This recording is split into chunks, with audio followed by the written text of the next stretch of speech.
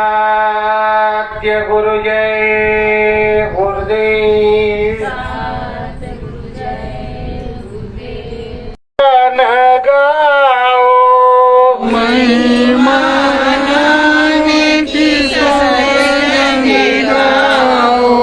नाम की महिमा राम नाम की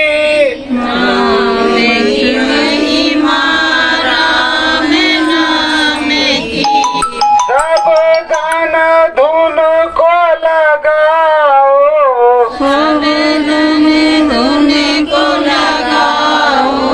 महिमा राम नाम की गाओ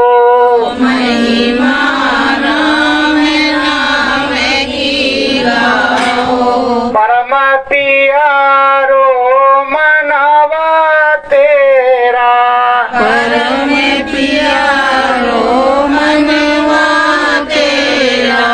ओ सतगुरु में लगाओ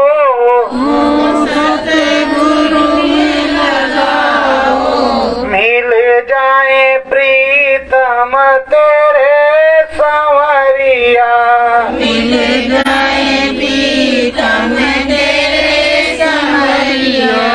राम नाम गुण गाओ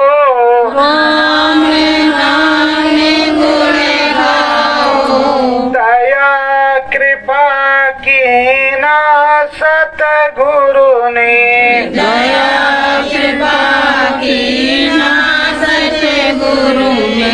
जिनने भेद बतायो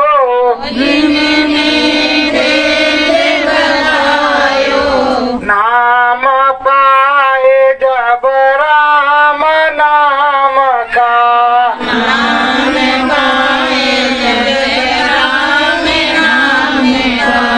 अंतर ध्यान लगायो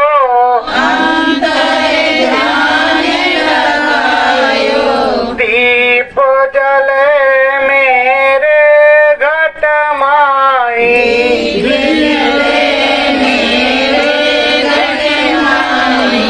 राम की महिमा पायो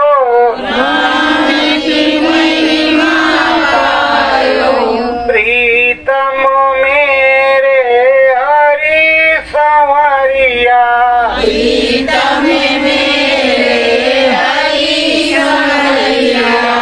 उनके गुण को गायो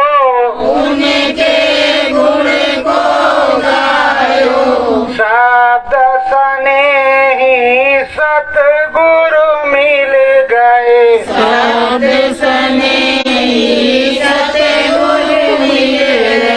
राम नाम गुण गायो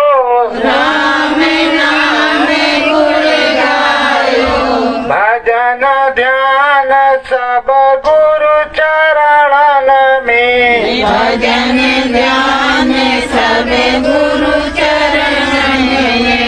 प्रभु जी को शीश झुकायो सत्य गुरु जय गुरुदेव। प्रेमियों, मेरी माताएं बहनों, ये जो सत्संग होता है बड़े भाग्य से मिलता है। राम नाम की चर्चा, हरि नाम की चर्चा सुनने को रोज नहीं मिलती। तो प्रेमियों, जो समरस शब्द भेदी गुरु होता है वो नाम बतलाता है और समझाता है कि ये मनुष्य रूपी मानव पुल मंदिर क्या है। ये एक किराए का मकान है। जिस तरह आप किराए के मकान में जाकर के रहते हो तो किरायादार किराया मांगता है और कुछ दिन के बाद वे बोलता है भाई खाली कर दो, दूसरा आने वाला है।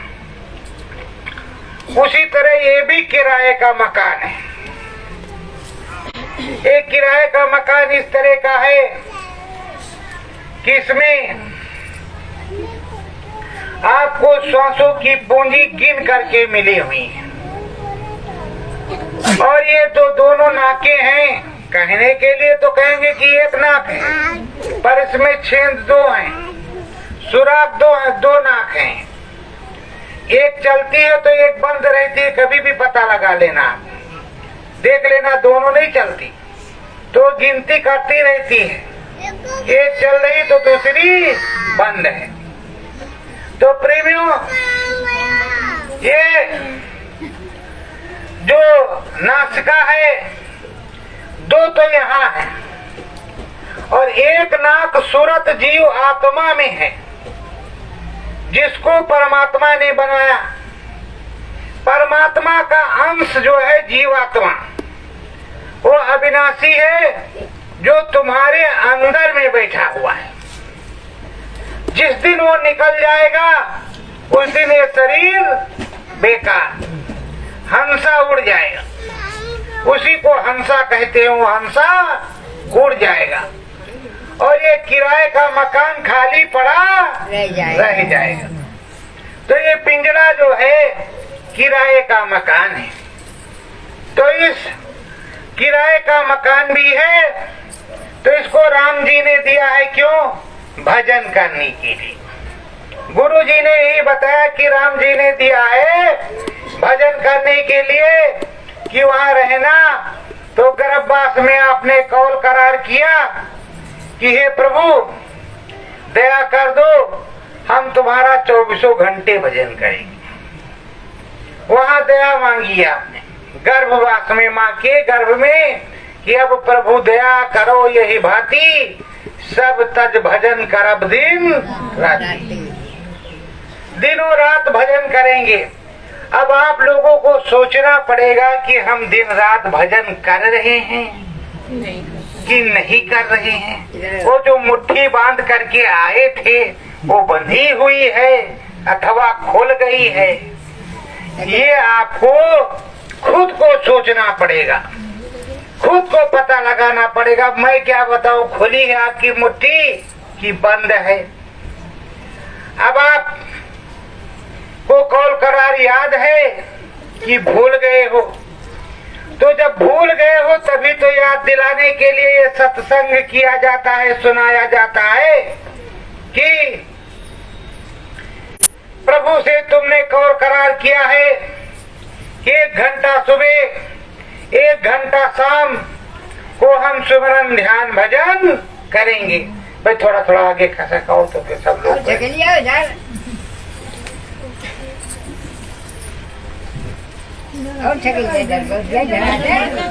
1 घंटा सुबह और 1 घंटा शाम सुमरन ध्यान भजन करेंगे। ये हमारे गुरु जी महाराज बताते कि भाई कौल कर लो। वैसे 24 घंटे में 22 घंटे काम करो, 11 घंटे काम करो, 12 कर लो, 10 घंटे सो लो, खा लो, सो लो।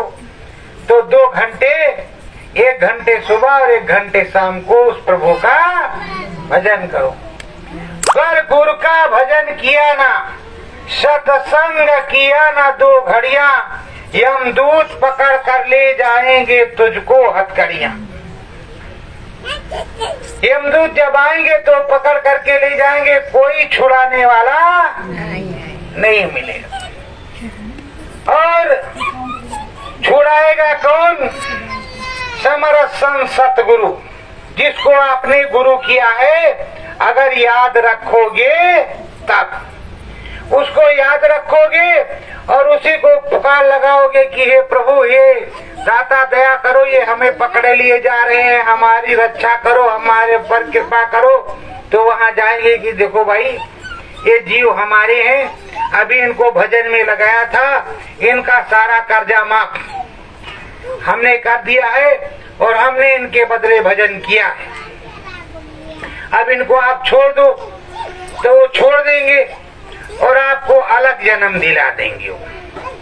फिर से जन्म दिला देंगे शाकाहारी और भगत के घर में, भक्त के घर में दिलवा देंगे कि फिर से इसको भगवान मिल जाए। और अगर आपने ऐसा नहीं किया तो पीटते हुए, घसीटते हुए, मारते हुए ले जाएंगे और नरक और 84 में अच्छा किया है तो स्वर्ग वैकुंठ में पहुंचाएंगे, पर मुक्ति मिलने वाली नहीं। मुक्ति तो तब मिलेगी जब ना आपका पाप हो और ना आपका पुण्य हो। पुण्य पाप कुछ भी ना हो, कांटा बराबर। बनिया की दुकान पे आप जाते हैं तो लाने के लिए, चाहे चीनी लो, चाहे मिर्चा लो, चाहे धनिया लो या हल्दी लो, तो बराबर रहता है। तो बनिया तो बेचारा थोड़ा सा फालतू की मतलब झुकता रहे, जिससे इनको समझ में आ जाए कि इन्होंने पूरा दिया। पर अगर सोनार की दुकान पे जाओगे तो उसका तो कांटा बराबर ही रहेगा, चाहे कितना जोर लगा लो वो झुकता नहीं करेगा। तो सोनार है, वो अपने सोने को जो है बराबर तौलता है, और जो भी कूड़ा कचरा होता है, जैसे यहाँ सोनार काट लेता वैसे वो भी कतरनी से काट लेता है। सारा धन उसी का है। आप सोच रहे हो ये तन हमारा है और बहुत बढ़िया इसमें क्रीम पाउडर और ये वो सब बिल्कुल लपझप, पर ये तुम्हारा नहीं। ये नहाते धोते इसलिए हैं कि कोई फोड़ा फुंसी ना हो। कपड़ा इसलिए पहनते हैं तो थोड़ा अच्छा लगेंगे, शरीर ढका रहेगा। तो कपड़ा दो प्रकार से पहना जाता है, एक तो सर्दी और गर्मी के लिए, और तन ढका रहे इसके लिए। तो हर चीजों का एक नियम है। भगवान जी ने या प्रभु जी ने या ऋषि महात्माओं ने जो बनाया वो एक नियम है, नियम के अनुसार होगा। अब आप सोच रहे हो कि बुढ़ापी आ जाएगी, आराम से बैठेंगे, बचवा कमा के लाएगा, खाएंगे और राम राम करेंगे। पर अब क्या पता बचवा तुमको धक्का मार के उस पार कर दे। सही बात है। तो इसलिए कहते हैं कि जो काम करना है वो जवानी में कर डालो, बुढ़ापे का इंतजार मत करो। जब हाथ पैर आपका चल रहा है, आप घर की मालकिन हैं, तब तो मालिक आप हैं, कोई मांगने आएगा तो आप देंगे। अगर पतैया आ गई तो अब मालकिन हो गई तो आप बैठे चुप रहो, बूढ़ा खबरदार, अभी हमारी इच्छा होगी तो देंगे, नहीं तो नहीं देंगे। बताओ क्या कर लोगी? झगड़ा करो, मार पीट करो, पकड़ के आओ। तो जो भी काम होता है वो नौजवानी में होता है, बुढ़ापे में नहीं होता। कोई कहता हो कि हम चलेंगे अयोध्या बुढ़ापे में, जब तुमको जाप आएगा तब तुम अयोध्या जाओगी। नौजवान हो तो चलते कूदते चले जाओगी, जय श्री राम बोलते, जय श्री राम बोलते। अब बुढ़ापा आ गया, दो लोग तुमको पकड़े क्या नहीं चल सकते, तुम क्या जाओगे? क्या जाओगे? नहीं काम देते, शरीर काम नहीं दे रहा। यहाँ अब पहले के जो बुढ़े फिर भी ठीक हैं, इस समय के नौजवान उससे बेकार। किसी को देखो तो ब्लड प्रेशर हाई है, किसी का देखो क्या हो रहा है, किसी को बाई पकड़ रहा है, तो किसी को शुगर हो रहा है, तो किसी को क्या हो रहा है। पहले का जमाना था, माताएं बहनें चक्की पीसती थी, नॉर्मल डिलीवरी हो जाती थी, जच्चा बच्चा सब कुछ ठीक, और घर में बनता था वो जो आयुर्वेदिक काढ़े वाला काढ़ा, उसी को पिया 8-10 दिन में बिल्कुल चंगे, जच्चा बच्चा सब ठीक। और अब तो तुरंत बटन दबाओ, एम्बुलेंस आया और एम्बुलेंस ले गया। अब एम्बुलेंस वहाँ बोल रहा है कि देखो भाई नॉर्मल नहीं होगी, 50,000 लगेगा, अब तुम्हारी गर्ज हो तो निकालो। बेड भी फटा और 50,000 रुपया भी गया। तो ये सब कमी हो गई है, कमी हमारी तुम्हारी है। अगर चक्की नहीं पीसते तो कुछ तो करते, जीने पर 10-20 बार 25 बार दिन भर में चढ़ते उतरते रहते तब भी कम हो जाता। नहीं, जीने पे मत चढ़ना, हार्ट बढ़ जाएगा। तो प्रेमियों, पहले के जमाने में बच्चों को लेकर के और राम जी के स्थान पर चले जाते थे। श्रीमद् भागवत गीता कथा पुराण कुछ भी होती थी तो सुबह शाम सुनने के लिए माताएं बहनें पुरुष सभी लोग जाते थे कि चलो सुन लो राम राम, नहीं फिर सुनने को मिले ना मिले। अब नवरात्र होता है तो जब नवरात्र आया तो कल से नवरात्र है, शाम को ही पहुंच गए फल की दुकान पे, फल और मिठाई और ये वो सब सारा सामान खरीद के रख लेंगे। जितना दिन भर में नहीं खाते थे उससे दूना, जितना दिन भर में नहीं खाते थे उससे दूना खरीद के रखेंगे। ये बताओ, जब आप व्रत हो, जब आप व्रत हो तो आपको माता रानी के नाम पर पानी पीना है, पानी पीना है, नींबू पानी, और अपने गुण को खत्म करना। क्या गुण खत्म करना? रजोगुण, तमोगुण मतलब गुस्सा क्रोध, रजोगुण, तमोगुण, सतोगुण मतलब जो सत्य बोलते हो वो भी खत्म कर देना। तीनों में से एक भी नहीं रखना है। जब कुछ भी नहीं रहेगा तो माता रानी की पूरी दया कृपा तुम्हारे ऊपर उतर आएगी। अब आप सोच रहे हो कि हे माता रानी, हम तुमको दशांग अगरबत्ती लगा रहे हैं, पर सुबह चाय पी लेते थे बेड के ऊपर, अब क्या करें, थोड़ा हम जल्दी खुश हो जाना माता रानी है। तो प्रेमियों, ऐसे कैसे काम चलेगा? काम तो तभी चलेगा जब सतमत के अनुसार होगा, सदगुरु के अनुसार होगा, प्रभु के माता रानी के अनुसार होगा, और तभी तुम्हारा नाम होगा। अभी त्रेता में माता अनुसुईया चित्रकूट में रहती थी। एक ऋषि की पत्नी थी और एक ऋषि की वो बेटी थी, और भाई भी उनके ऋषि थे, ब्रह्म ऋषि। वहां चित्रकूट में रहती थी जहां राम जी 12 साल तपस्या किया। 12 बरस राम वहां पर वनवास में चित्रकूट में रहे। प्रेमियों, अब वो अपनी पति की सेवा करती, आश्रम की सेवा करती, सारा काम करती। एक दिन नारद जी आ गए। नारद जी आए तो कहा, भाई ऐसे सेवादार तो हमने नहीं देखा कि पति की सेवा करती हो। पति परमेश्वराय नमः, पति परमेश्वराय नमः। पति की जो है सेवा कर रही है, और सब कह रहे हैं कि माता सती अनुसुईया सती है, सबसे महान है। वो चले गए स्वर्ग में। स्वर्ग में पहुंचे तो वहां भी वही बात, ब्रह्मा जी के यहाँ पहुंचे तो भी वही बात, विष्णु जी के यहाँ पहुंचे तो भी वही बात, शंकर जी के यहाँ पहुंचे तो भी वही बात। अब माताएं सुन नहीं है, आप भी माताएं बहनें हैं, बुरा मत मानना।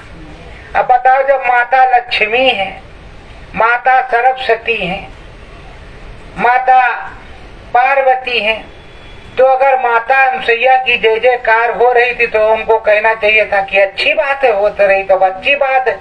फिर उन्होंने तीनों को क्यों भेजा कि जाओ देखो पता लगाओ, हमारी बड़ाई नहीं हो रही, इनकी क्यों हो रही है,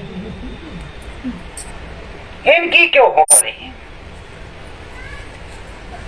तब वो तीनों आए उनकी परीक्षा लेने आए तो वहां पर कहा कि हमें भिक्षा दो, भोजन कराओ। कहा आओ बैठो, भोजन कराते हैं। कहा ऐसे भोजन नहीं करेंगे, आप निवस्त्र हो जाओ तब भोजन करेंगे।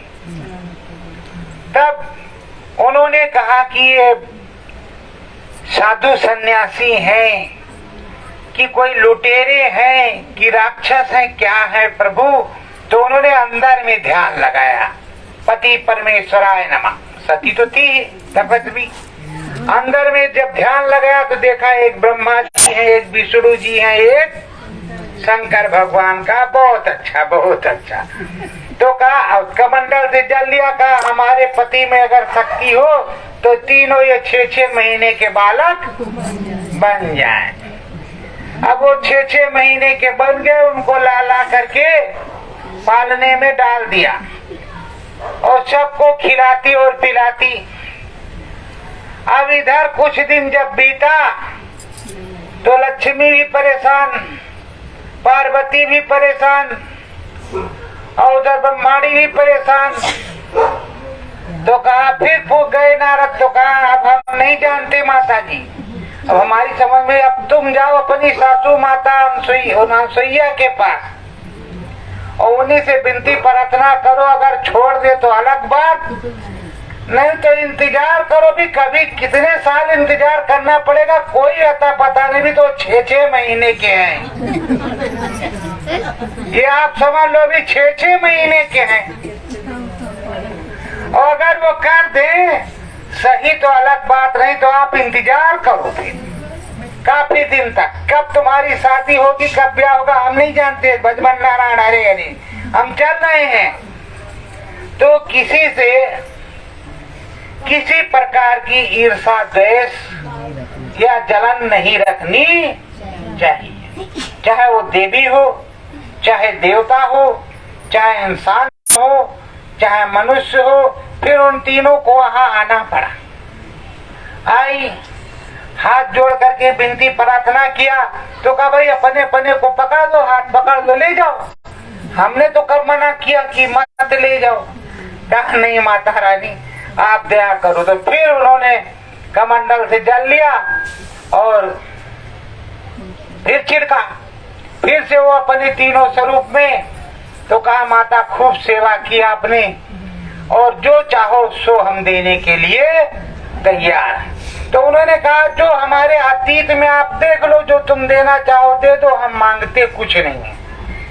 आप समझ लो अच्छी तरह से, आप अपने भविष्य को नहीं देख सकते, लेकिन वो भगवान है, वो तुम्हारे भविष्य को देख रहे हैं। तो तुम्हारे सामने अगर भगवान आ जाए तो तुम कहो कि भविष्य में जो कुछ देने लायक है वो दे दो। ये नहीं तो कहो कैसा पच कल्याणी भैंस दे दो ये प्रभु, 5 लीटर रोज दूध दे, मान लीन काल आई आज मरी के और तो मरी गए। बताओ क्या फायदा निकला, क्या फायदा निकला उससे। तो इसलिए मांगना भी तो सीखो। तो बहुत लोग जाएंगे कि माता रानी के दरबार में गए थे, मांगा, मैया ने सब गड़बड़ कर दिया। तो मैया से तुमने मांगा किस तरह, ये भी तो सोचना चाहिए कि हम मांगते किस तरह से हैं, भगवान से या माता रानी से या किसी से। मांगने का नियम तरीका भी तो होना चाहिए कि तुम गए कि हे माता रानी हमारी बहू आई है, अब जल्दी से उसको कुछ ना कुछ लालन पालन हो जाए। अब ये नहीं कह रहे कि हे माता रानी जो कुछ देना बरकरार रहे, तुम्हारी पूजा करे, दीर्घ आयु हो और अच्छा हो, भक्त वत्सल हो। अब इस तरह तो कह नहीं रही, बस आप दे दो जल्दी से, कैसे करके जल्दी करो।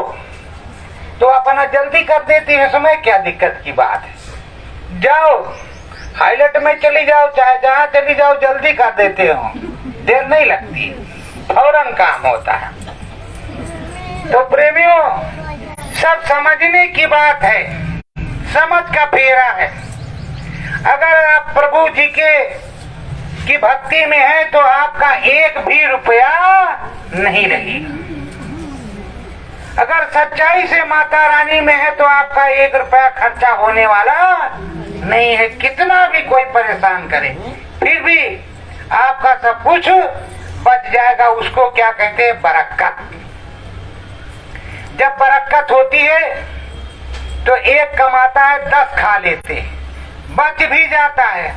और बरकत जब चली जाती है तो दसों कमाते पूरा ही नहीं पड़ता, पूरा ही नहीं पड़ता। कहते हे राम जी अब हम क्या करें, बगल वाले के यहाँ तो 2 ही लोग कमा रहे हैं और 2 मंजिल बन गया मेरा, तो अभी 3 सेट से छत डालने की नौबत नहीं आई, बताओ हम क्या करें।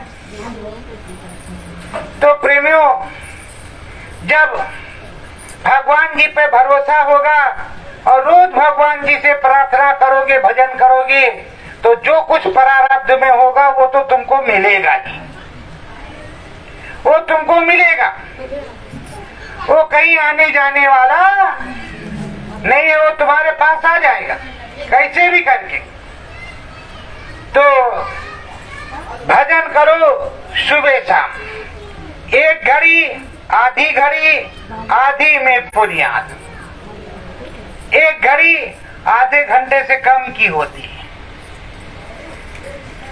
सुबह बैठ जाओ, शाम को पलटी मार के बैठ जाओ, जब खा पी लो शाम को तब बैठो, और सुबह जब उठो और उठने के बाद में लैट्रिन बाथरूम हो आओ, हाथ धो करके चुपचाप बैठ जाओ। जब नहाना तब नहाना, उसकी बात अलग की है। गुरु हो भगवान ने नहीं कहता कि पहले बुड्ढी मारो,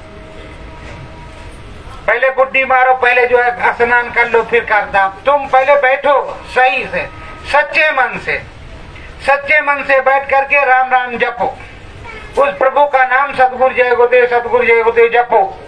जपने के बाद में उठ जाओ। जपोगे कब, जहाँ विद्या लगाओ यही उंगली रख लो ऐसे, और दोनों आंखें बंद कर लो अपनी, जो बाहर देखती हो बाहर वाली, अंदर की आंखें, यहाँ विद्या है, उंगली रख लो।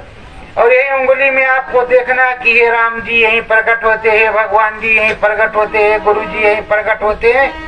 तो यहीं पर 10वां दरवाजा है, यही जीवात्मा बैठी हुई है।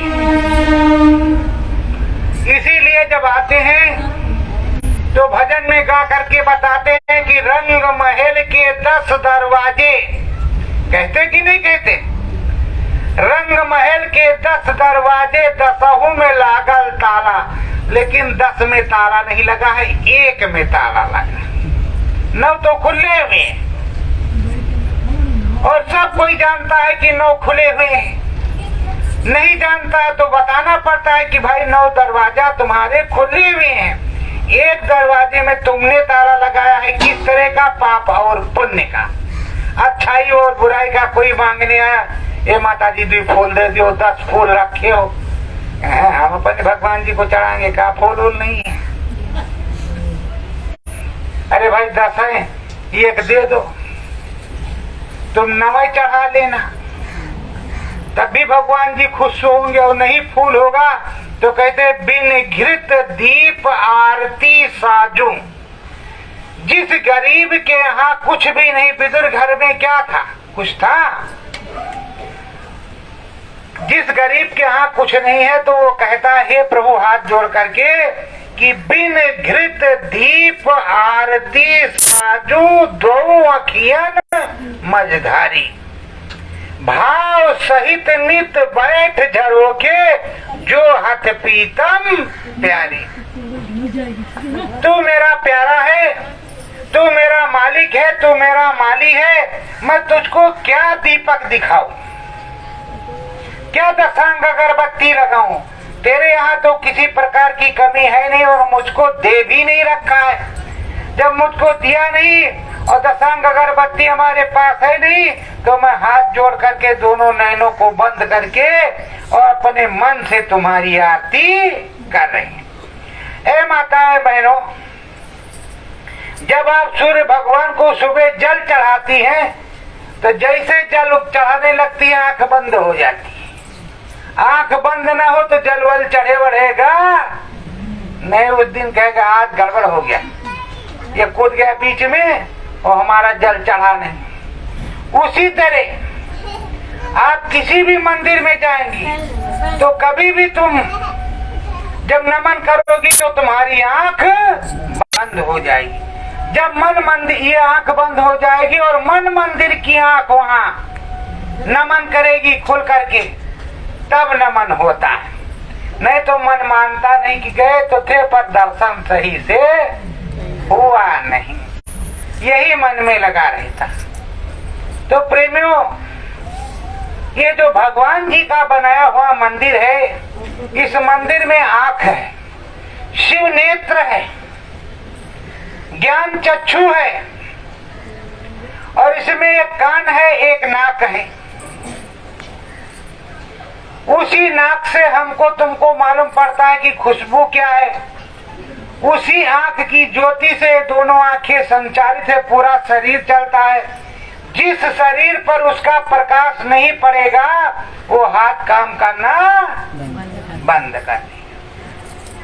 कहेंगे कि लकवा मार गया, फारिश गिर गया, ऐसा कहते हैं। पर उसका प्रकाश जहां नहीं पड़ेगा कुछ भी होने वाला नहीं है। ये सूर्य भगवान जो है चमकते हैं, इनमें उतना प्रकाश नहीं जितना तुम्हारे अंदर जीवात्मा ने। और चूल्हे में आप रोटी बनाती हो, उससे ज्यादा तेज अग्नि आपके पेट में जल रही है, जठाग्नि उसको कहते हैं। अगर वो जलती नहीं, इसके अंदर में मालूम नहीं पड़ती, तो तुम्हारा भोजन पचता नहीं, वो रोटी वैसे वैसे निकल जाती।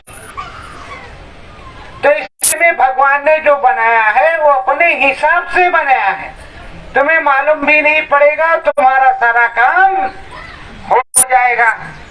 पर अब तुमको करना क्या है? सुबह और शाम बैठो, बैठ करके सच्चे मन से 15 दिन तक इन बाबा को देख लो। इनका नाम है परम संत बाबा जय गुरुदेव जी महाराज, सतगुरु जय गुरुदेव जी महाराज। अंदर अंदर में आंख बंद करके 15 दिन सुबह और शाम सतगुरु जय गुरुदेव, सतगुरु जय गुरुदेव, सतगुरु जय गुरुदेव मन में बोलना है, मुंह से नहीं बोलना है, बाहर के मुंह से सीताराम सीताराम ये नहीं, अंदर मन में बोलना है। ये तुमको स्वप्न में मिलेंगे और तुम्हारे भजने में भी मिल सकते हैं। और तुम्हें राम जी के दर्शन करा दें और कहें कि बच्ची करती रहो, सारा काम तुम्हारा करवा देंगे और सब कुछ तुम्हें मिलेगा, तुम्हें मुक्ति मोक्ष, तो तुम करो। और अगर ये 15 दिन के अंदर ना मिले, ना कुछ बोले, तो करने की जरूरत नहीं है, क्योंकि भगवान गूंगा नहीं है और सतगुरु बहरा नहीं है।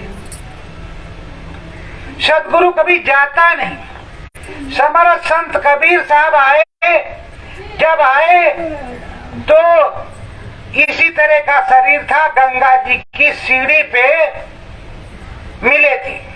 रामानंद स्वामी को गुरु बनाया, रामानंद स्वामी को गुरु बनाया काशी में, और वहीं से शिक्षा दीक्षा, वहीं से सत्संग सुनाना शुरू किया।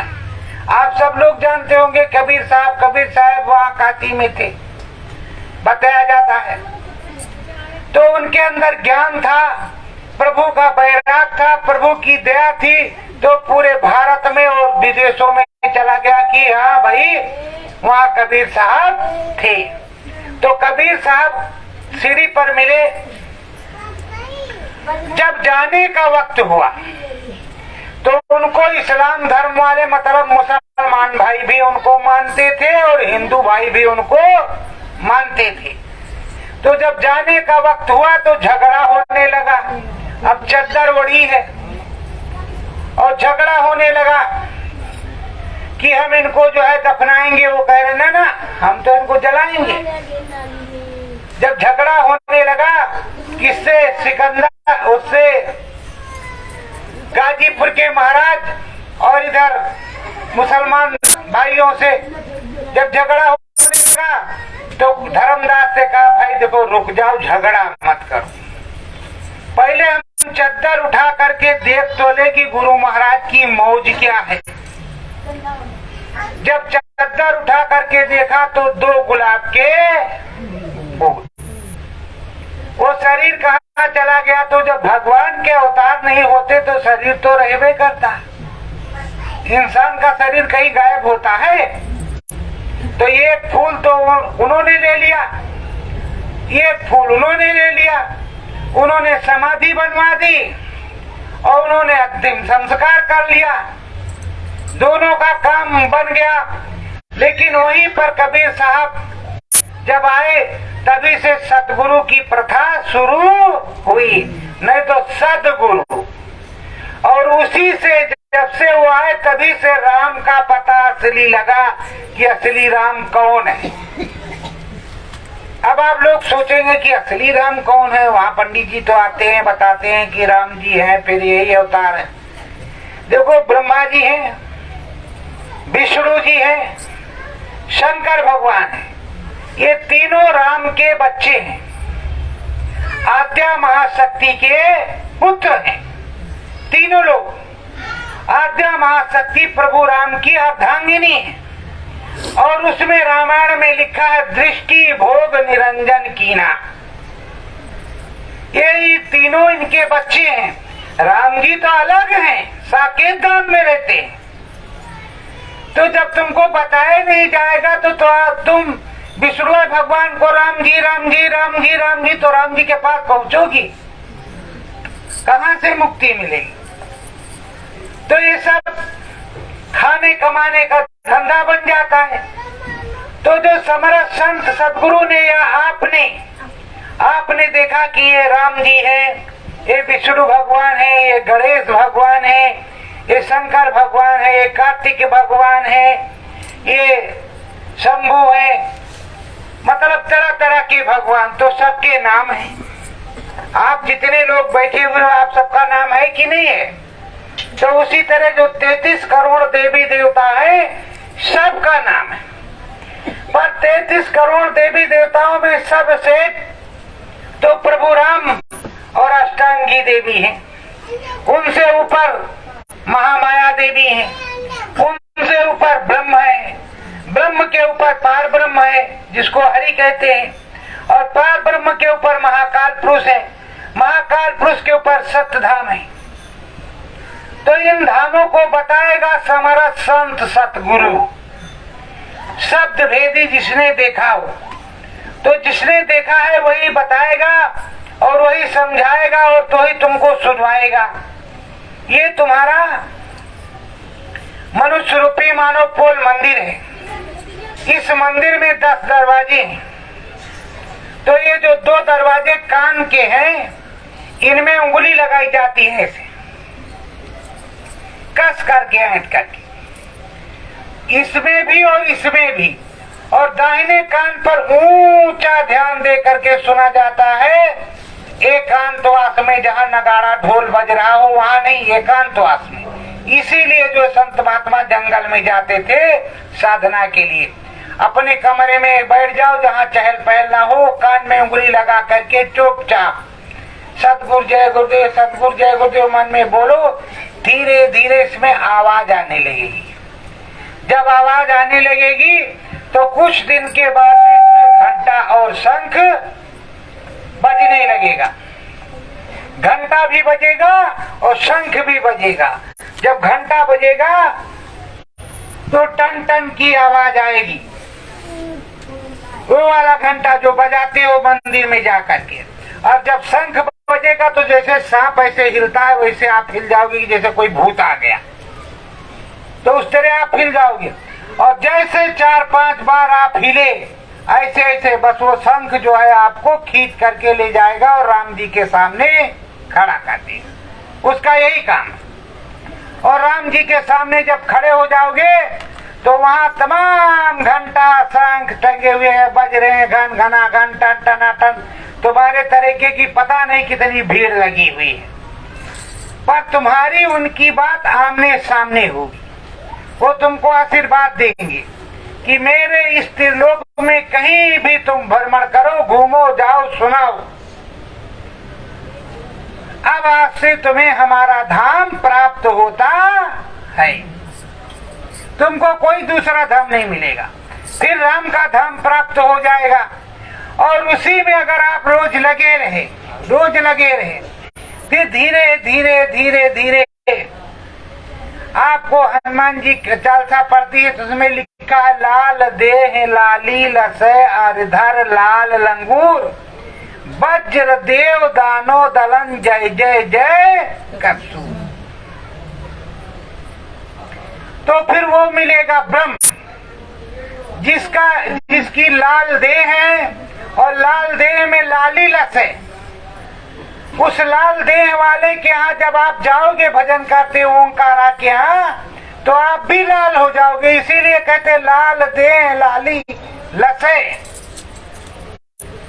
अरे भाई बिंदिया लगाओगी तभी तो लगेगा, लेकिन वो अपने आप ही से लग जाएगा। वहां लाली लस है, अर्धर लाल रंगूर, और वो सब जो है लाल ही लाल है।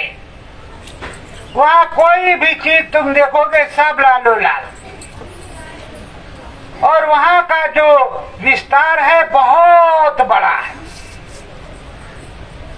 बहुत बड़ा विस्तार है। वहां कहते हैं नाना भात शिष्ट विस्तारा, नाना भात की सृष्टि है। और वहां ब्रह्मा जी को देखोगे तो ब्रह्मा दिखाई पड़ रहे हैं, विष्णु देखो तो विष्णु है, शंकर भगवान तो इधर शंकर भगवान है, राम भगवान तो रामे भगवान का पूरा देश है। मतलब एक तरह का पूरा मंडल है देवताओं का। तो प्रेमियों, और आपको सोचना चाहिए कि जब राम जी का युद्ध हो रहा था रावण से, भालू बांदर बेचारे लड़ रहे थे। कोई अयोध्या वाली सेना तो गई नहीं थी कि गई थी, भालुए बांदर तो लड़ रहे थे। तो राम जी के कितने रूप रहे होंगे कि उनको, उन राक्षसों को मार मार करके गिराते थे। उसी तरह द्वापर में कृष्ण भगवान, अर्जुन तो नाम मात्र के थे, चक्र सुदर्शन चलता था और जितने पापी थे सबका संहार हो जाता था। तो प्रेमियों, वैसे आप इतने लोग यहाँ बैठे हो, अभी गिनती किया जाए तो 50-60 जो भी हो, जो 100, तो सबके अंदर भगवान जी बैठे हुए हैं, सबके अंदर माता रानी बैठी हुई है। तब गिनती करना पड़ेगा कि भगवान जी कितने हो जाते हैं। भगवान जी तो है एक ही, पर भगवान जी के रूप अनंत है, अनंत रूप है। और वो अनंत रूपों को देखते रहते हैं और अनंत रूपों से सबके ऊपर दया कृपा भी करते रहते हैं। इसीलिए कहते हरि अनंत हरि अता अनंता, शब्द रूप व्यापक भगवंता। हरि भी अनंत है, हरि की कथा भी अनंत है, और वो शब्द के रूप में सब जगह विद्यमान है। कोई जगह नहीं खाली, जहां भी पुकारो मिलेगा, प्रकट होगा। आप सोच रहे हो कि नहीं यहाँ नहीं प्रकट होगा, वहां जाना पड़ेगा मंदिर में। अरे तो असली मनुष्य रूपी मानव पुर मंदिर तो यही है, यही पुकारो और मिलेगा तुमको ही। द्रौपदी से कृष्ण भगवान ने कहा, उनको डांट लगाई कि जब तुम्हारी चीर हरण हो रही थी तो तुमको यही कह देना था कि हे दीनानाथ लाज बचाओ। तो हम तो यही खड़े थे, यही थे, और आप कह रही हो कि हे द्वारकाधीश लाज बताओ। तो हम बताओ द्वारका गए, उधर से फिर हमने पीताम्बर फेंका, इधर हमको आना पड़ा, तो ये सब हमारे पैर में छाले कांटे हो ये सब लग गए। तो कभी भी ये न कहो कि अयोध्या वाले राम जी हमारे ऊपर दया करो, तुम सीधे कहो कि हे प्रभु, हे सदगुरु, हमारे ऊपर दया करो। तो तुम्हारे ऊपर दया कृपा हो जाएगी, मालिक की दया हो जाएगी, कृपा हो जाएगी। अब आप बोलोगे कि हे वहाँ अयोध्या वाले राम जी हम पर दया करो, तो राम जी यहीं खड़े हो, तो राम जी को अब अयोध्या जाना पड़े, अयोध्या से फिर आना पड़े। तो ऐसा काहे को? जब तुम्हारे मन मंदिर में यहाँ बसे हुए हैं, तो हे प्रभु जी, हे भगवान जी, हे दीनानाथ, हे सर्वेश्वर, दया कर दो, हमारे ऊपर प्रार्थना कर दो, हमारे ऊपर शांति बरतो। तो प्रेमियों, दया कृपा हो जाएगी। और आप सोच रहे हो अगरबत्ती लिया नहीं, गुलाब वाला फूल होता तो और अच्छा होता। अब क्या बताए, गेंदे फूल बिना पता नहीं भगवान जी खोजो हो कि ना खोजो हो। अभी तुमको ये भी पता नहीं कि भगवान जी पता नहीं गेंदे का फूल या गुलाब का फूल की खुशबू लेते हैं या भी नहीं। ये तो हम अपने मन के बोध के लिए ला करके इसको रखते हैं, सजाते हैं, चढ़ाते हैं। पुष्प भी तो एक पौधा है, इसमें भी तो जान है। एक दिन की बात है, गोबर खोदने वाला एक गुबड़ौरा और एक भंवरे से दोस्ती हो गई। तो कहा चलो तुमको हम अपना जो है दिखाते हैं खेती पाती।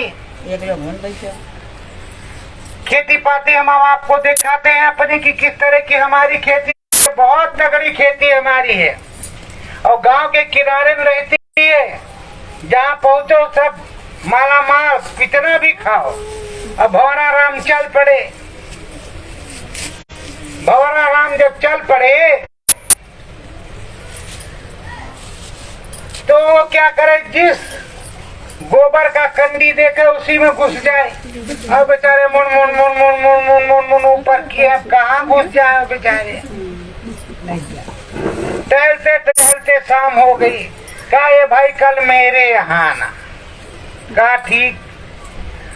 कल वो उनके यहाँ गए और उनको वहाँ मजा ना आए। इस फूल पर भंवरा राम, उस फूल पर, उस फूल पर, उस फूल पर।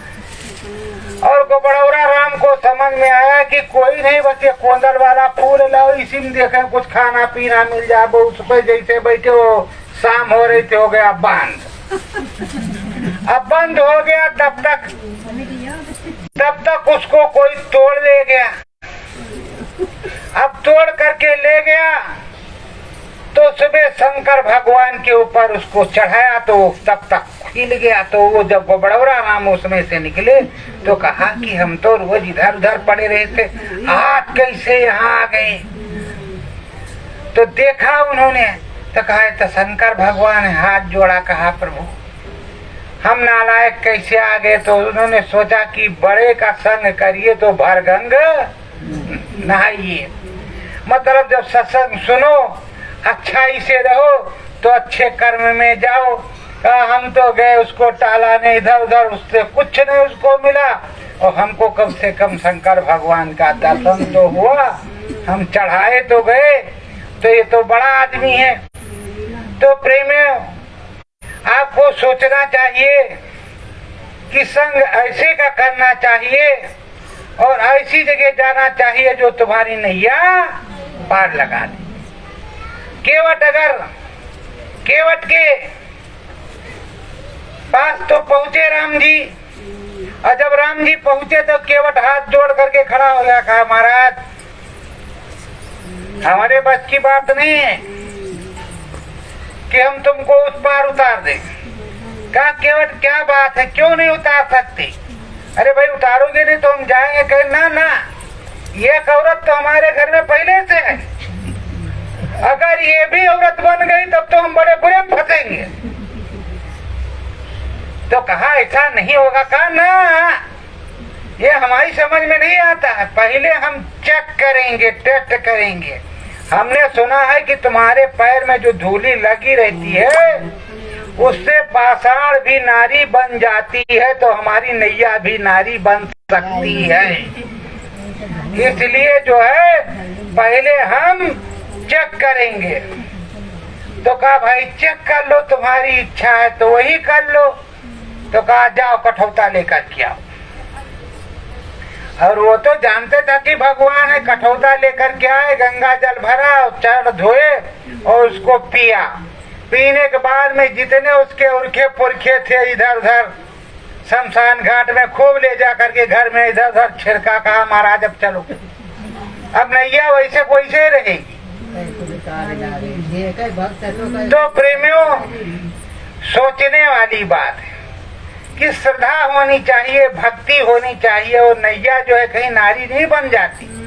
पर उसने कितना महान काम किया कि जब वो राम जी उतर गए उस पार सिद्धबेरपुर में, जब उस पार में उतर गए तो सीता माता ने अंगूठी दिया तो देने लगे तो कहा, हे महाराज, हमारी एक विनती है, हम ये ले तो लेते लेकिन हमारी एक विनती हो, आप प्रार्थना सुन लो विनती, उसके बाद में हम इसको ले भी सकते हैं। कहा बताओ।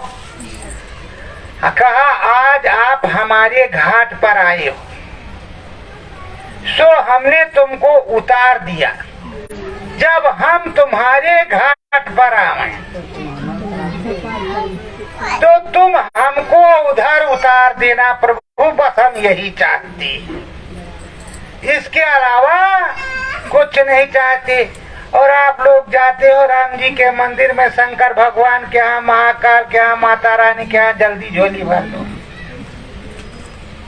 बताओ ये कैसे कैसे काम चलेगा? दे तो रहे ही हैं, देने वाला कब नहीं दे रहा, लेकिन मांगने की आदत जो पड़ी है वो सही वाली नहीं है। मांगने का रास्ता भी सही होना चाहिए और मांगने का नियम भी बिल्कुल दुरुस्त हो कि जिससे तुम्हारा सारा काम बन जाए, तुम्हें मुक्ति मोक्ष प्राप्त हो जाए। भव सागर क्या है? भव सागर में रुपया पैसा नहीं लगता है। ये जो बांध देते हैं 100 का 500 का नोट की, अभी जा रहे हैं इनको वहां उतराई देंगे, ये सब कुछ नहीं लगता। भव सागर में भजन की उतराई लगती है, भजन की।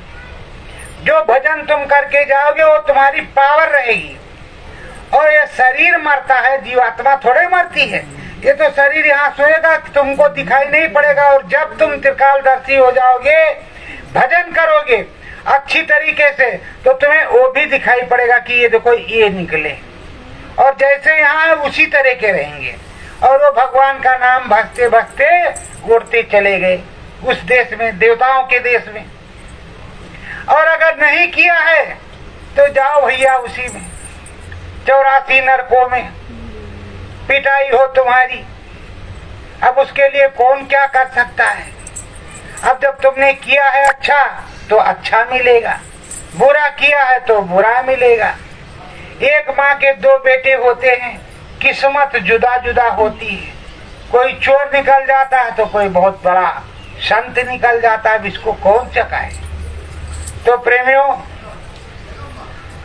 हमारी आपसे प्रार्थना विनती है, आप लोग लग करके सुमिरन ध्यान भजन सुबह और शाम करो। समय बड़ा खराब है। आप कहोगे कि किस तरह खराब है? सन 2019 में मेरे गुरु महाराज ने मुझको साधना में बताया, मैंने लिखा, लिखने के बाद भिजवाया, समझाया, किसी को नहीं समझने वाला समझे। रामायण लिखी है तो उसको पढ़ करके समझो तुम। जब उस समय नहीं समझा तो अब क्या समझोगे? और उसके बाद में जैसे 20 आया तैसे कोरोना महाराज आ गए। जब कोरोना महाराज आ गए तो डॉक्टर साहब तो 20 फुट दूर बैठने लगे और 500 का नोट 500 का नोट मांगने लगे कि भाई 500 का नोट फीस है, 500 रुपए। और उधर से गया कंपाउंडर, 500 का नोट ऐसे पकड़ा, चिमटी से ला करके डॉक्टर साहब के पास रखा, सैनिटाइजर लगा करके रुपया तो चप से रख लिया। उसके बाद में वहां से कह रहे हैं पेट दबाओ, ऐसे से अपना पेट दबाओ, हाँ थोड़ा खांसो, क्या बीमारी है तुमको, क्या परेशानी? ठीक है, दवा लिख दिए, रह जा रहे, 10 दिन बाद फिर आ जाना। छूने का नाम सबके घर में ताले। अब ताले ही समझो, जब अपनी गली से बाहर नहीं निकल सकते तो ताले नहीं। तो इस तरह की अगर महामारी बीमारी आ जाए तो बताओ कौन रक्षा करेगा? तो इसीलिए कहा है संतों ने कि शाकाहारी सदाचारी रहो, भगवान का भजन करो। और उस प्रभु का भजन करोगे तो बच जाओगे। लंका में जब आग लगी, हनुमान जी ने जलाना शुरू किया तो बची किसकी? भविष्य की कुटिया। बाकी सब जल गया, सब जल गया, भविष्य की कुटिया बची। अरे तो भाई भविष्य बनना सीखो, कौन सी जरूरत है और कुछ बनने की? कुछ लेना तो पड़ेगा नहीं, भविष्य बन जाओ, सीताराम सीताराम करो कि कम से कम करो ना महाराज या रोना महाराज, कोई महाराज आओ तो उससे बचत तो हो जाए। नहीं तो उस समय तो कोई न रिश्तेदारी में जाने के लिए तैयार, माता पिता हो सगा तब भी पैसा देते, 500 का 5000 ले लो भैया ले जाओ,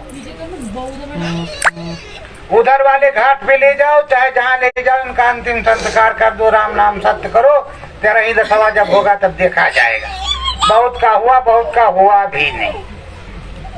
तो प्रेमियों, और हमने अपनी आंख से देखा, अम्बेडकर नगर जिला है, वहाँ एक शमशान घाट है, दिन भर वो बैठा रहता था, नोट लेता था, 500 लाओ, 1000 लाओ, 2000 लाओ, 4000 लाओ। और जब कोरोना आया ना तो पांव सर के ऊपर रख करके भाग गया।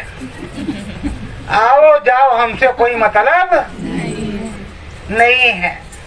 तो प्रेमियों, कहने का मतलब यही है कि जब आफत आती है, जब आंधी आती है तो बचता वही है जो भक्त होता है भगवान का। भगवान उसको बचाता है, किसी भी प्रकार से भगवान बचाता है।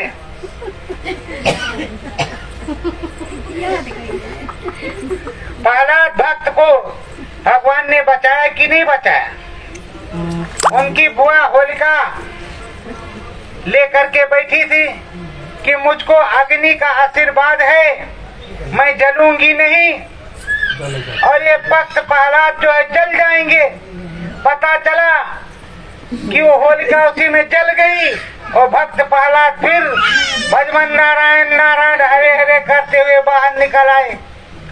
उसी में तो आप होली मनाते हो, खुशियां मनाते हो, त्योहार मनाते हो कि बताओ वो भक्त नहीं है, को कुछ नहीं हुआ तो हमको भी कुछ नहीं होगा। तो सब भगवान के बनाए हुए, और हिंदू रीत रिवाज में, आर्यावर्त में, आर्य धर्म में 365 दिन जो है, 365 दिन त्योहार है। किसी दिन ऐसा नहीं है कि त्योहार ना हो। बस यही है कि मुख्य मुख्य होली है, दिवाली है, तो इसी तरह के कई कार्यक्रम हैं जो आप जल अच्छे से मनाते हैं। बाकी आप कब मनाते हैं? 2 बार नवरात्रा होता है, एक बार चैत में और एक बार शरदीय नवरात्र। तो शरदीय नवरात्र जरा ढंग से मनाते हैं, चैतीय नवरात्र में आपका काम रहता है खेती पाती दुकान दफ्तर का, तो थोड़ा परमानती तो है ही। पर अगर सच्चाई से राम नाम में लगे रहे तो काम बन जाएगा। तो ऐसा कुछ करो कि जितने दिन अब बचा है उतने दिन में ही अखियां खुल जाए, हाईलाइट न जाए पड़े। राम जी ऐसे खोल देते हैं आँखी, अंदर वाली, हाईलाइट वाला न खोल पाई, और जी के खुली खुलाई है वो का खुल जाई। तो जितने दिन बचे हैं उतने दिन में सुबह और शाम सतगुरु ध्यान धरबो मैं तोरा, सतगुरु ध्यान धरबो मैं तोरा, हरि भजन को निस दिन गाऊं, हरि भजन को निस दिन गाऊं, मन न करूं मैं थोरा, मन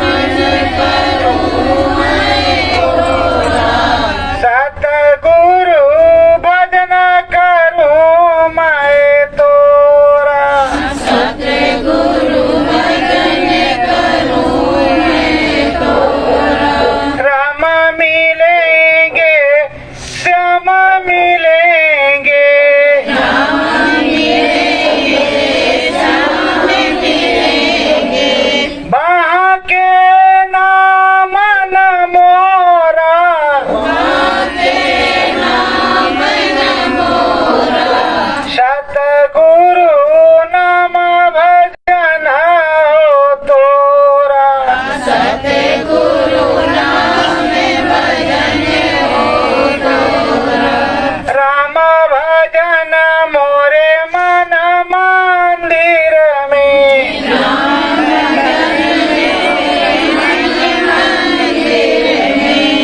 तोरा करऊं निहोरा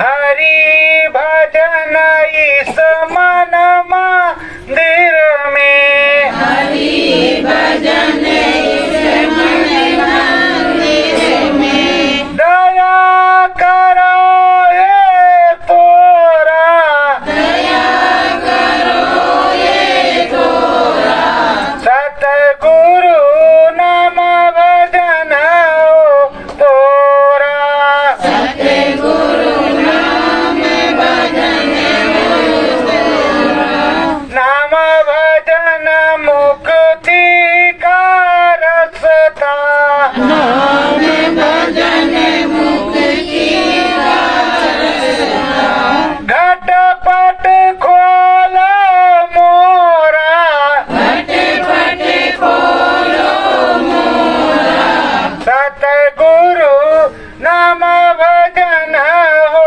तोरा सतगुरु नाम भजन हो तोरा शीश झुकाऊं तेरे चरणन में शीश झुकाऊं मुक्ति पद हो मोरा मुक्ति पद हो मोरा सतगुरु नाम भजन हो तोरा सतगुरु नाम भजन हो तोरा सत्य गुरु जय गुरुदेव। अब 50 बार दे तो भाई परे परे घर का